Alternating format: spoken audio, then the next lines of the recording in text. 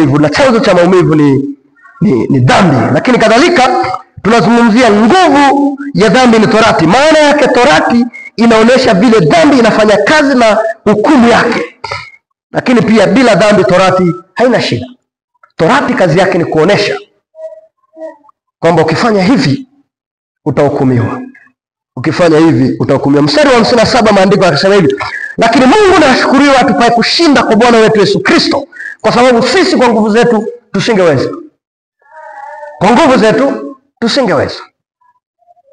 Hatuwezi kutimiza sheria. Mwanadamu baada ya kuanguka, utukufu wa Mungu ulimuondoka. So kuanzia hapo hakungekuwa na namna angeweza kuitimiza ile sheria ya kwamba awe mtakatifu kwa uwezo wake, awe mtakatifu kwa nguvu zake. Na ndio maana mstari wa 57 ni wa maana sana. Ashukuriwe